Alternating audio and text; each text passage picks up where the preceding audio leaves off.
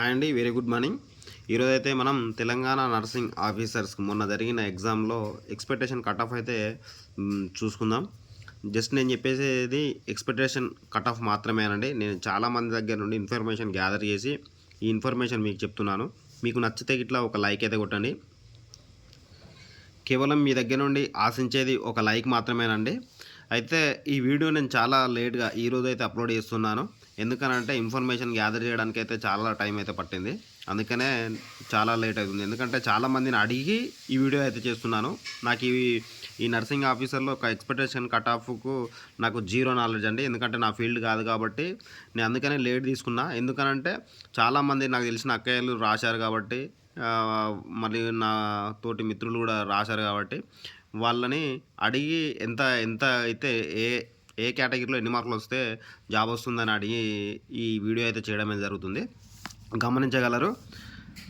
మనకు ఓపెన్లో cut off వచ్చేసి మనకు 70 ప్లస్ ఉంటుంది కదా.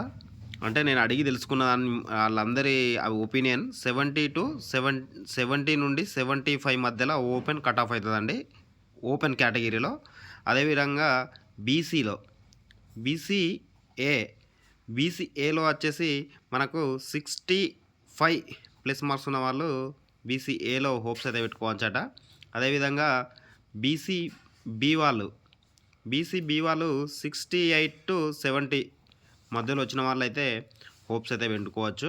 అదేవిధంగా బీసీసీలో మనకు 50 ప్లస్ మార్క్స్ వచ్చిన వాళ్ళు హోప్స్ అయితే పెట్టుకోవచ్చు. 50 ప్లస్ ఆర్ మైనస్ 50కి తగ్గినా కూడా జాబ్ వచ్చే అవకాశాలు అయితే ఉన్నాయి. 50 మార్క్స్ వచ్చినా జాబ్ 50 వస్తే 100%, 50కి తక్కువ ఉన్నా కూడా జాబ్ వచ్చే అవకాశాలు అయితే ఉన్నాయి బీసీసీలో. అదేవిధంగా బీసీడీలో కూడా కాంపిటీషన్ మనకు ఉందండి. 68 to 70 మధ్యలో అయితే ఉంది.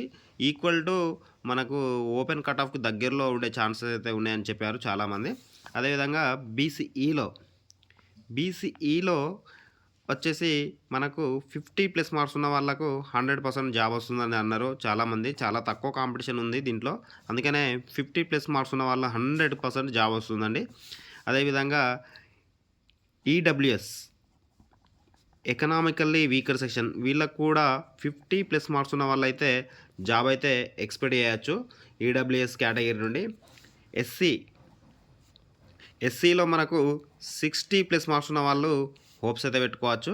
అదేవిధంగా ఎస్టీ వాళ్ళకు 58 to 60 మధ్యలో 60 అంటే 60 ప్లస్ 58 ప్లస్ ఉన్న వాళ్ళు కూడా హోప్స్ పెట్టుకోవచ్చు. 60 ప్లస్ ఉన్న వాళ్ళు హోప్స్ అయితే పెట్టుకోవచ్చు. ఇది మనకు ఎక్స్ సర్వీస్ మెన్ వాళ్ళకు కూడా ఉంటాయి. ఎక్స్ సర్వీస్ మెన్ వాళ్ళకు కూడా మనకు చాలా తక్కువ కట్ ఆఫ్ అవుతుంది. 40 ప్లస్ మార్క్స్ ఉన్న వాళ్ళైతే హోప్స్ అయితే పెట్టుకోవచ్చు. ఇది నేను ఎగ్జామ్ కండక్ట్ చేసిన 80 మార్క్స్ చెప్పడం జరిగింది. 80 మార్క్స్ అంటే ఇది 80 మార్క్స్కు ఇన్ని వచ్చిన వాళ్ళు అయితే హోప్స్ అయితే పెట్టుకోవచ్చు.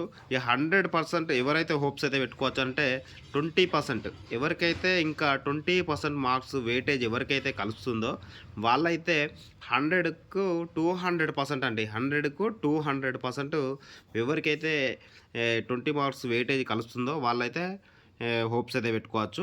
వాళ్ళకైతే పక్కా అండి. వీళ్ళకు డౌట్ఫుల్. ఇది 50 వీళ్ళకి మరి వస్తుందా రాదా అంటే 50-50 ఛాన్సెస్ అండి వీళ్ళకు. ఇది గమనించండి మీరు.